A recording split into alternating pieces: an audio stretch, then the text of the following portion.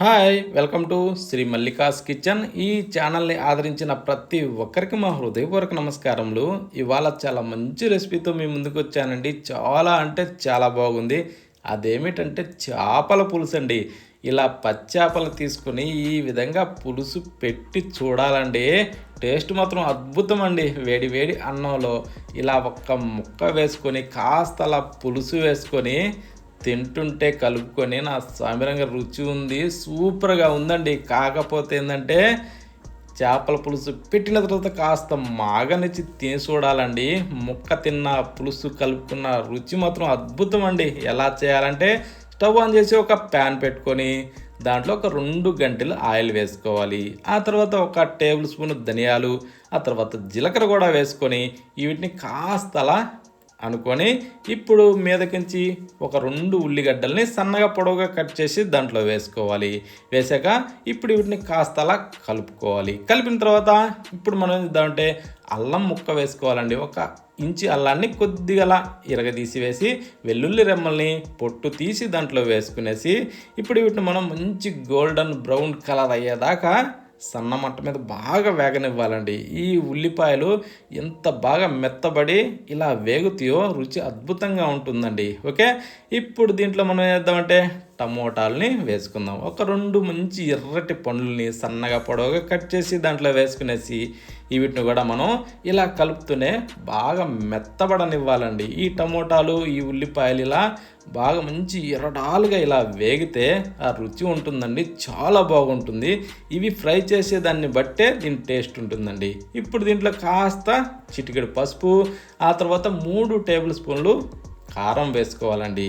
వేసాక అంటే దీనికి ఆ మాత్రం స్పైసీ ఉండాలి. ఓకే, ఆ కారం వేసిన తర్వాత ఇలా కొంచెం పొడి పొడిలాడుతూనే ఉంటుంది, అయినా పర్లేదండి. దీన్ని ఇలా ఒక 2-3 నిమిషాల పాటు ఇలా కలుపుతూ కారం వాసన పోయేదాకా దీన్ని ఇలా వేగనివ్వాలండి. ఓకేనా, కొంచెం ఆయిల్ ఎక్కువ వేసే అవసరం లేదండి, సరిపోద్ది.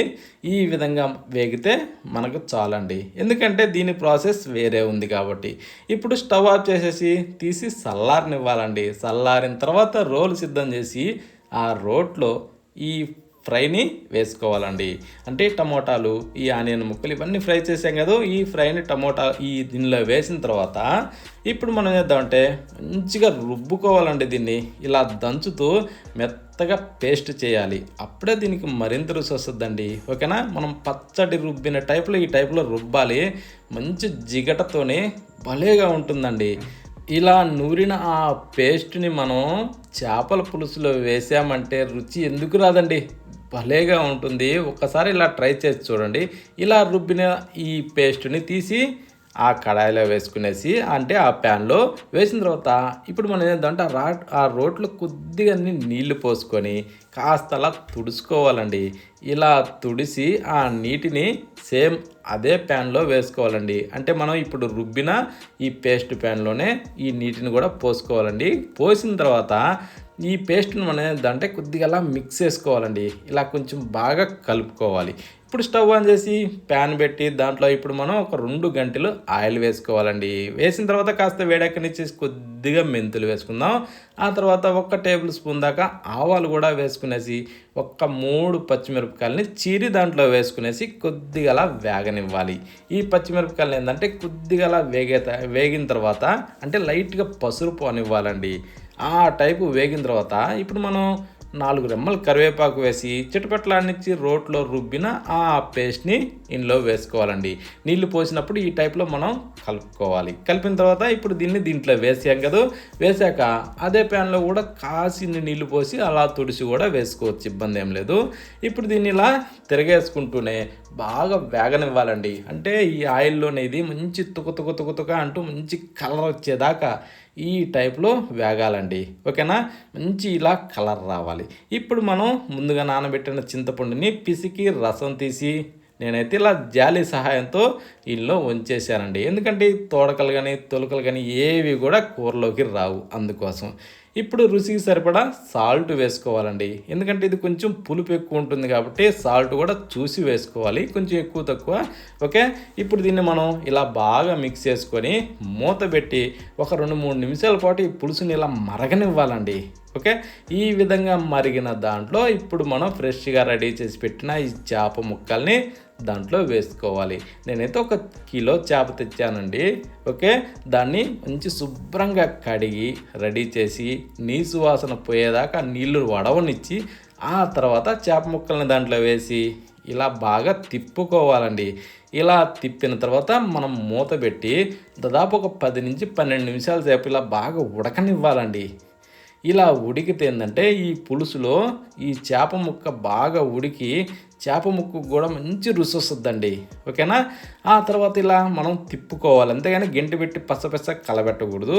మీదకించి 4 రెమ్మలు అలా కొత్తిమీర చల్లేసుకునేసి కాస్త ఇలా తిప్పుకొని ఇప్పుడు ఒక్కసారి చెక్ చేసుకోవాలండి. మనం వేసిన సాల్ట్ ఇవన్నీ సరిపోయాయా, చేప ముక్క ఎలా ఉడికింది, సూపు మనకి సరిపోతుందా లేదంటే పులుసు మనకి ఇంట్లో ఉండే వాళ్ళకి సరిపోద్దా లేదన్నది ఇవన్నీ ఒక్కసారి చెక్ చేసుకోవాలి ఆఖరణ. ఓకే. ఈ విధంగా చెక్ చేసిన తర్వాత ఇప్పుడు మనం స్టవ్ ఆఫ్ చేసుకోవచ్చు. కానీ ముక్క మాత్రం సూపర్గా ఉడికిపోద్దండి, డౌటే లేదు. ఇలా అనగానే అలా ఊడొచ్చేస్తుంది. పులుసు కూడా సూపర్గా సెట్ అయిపోద్దండి. ఇది కొంచెం ఆరే కొద్దీ లైట్గా చిక్కబడద్ది.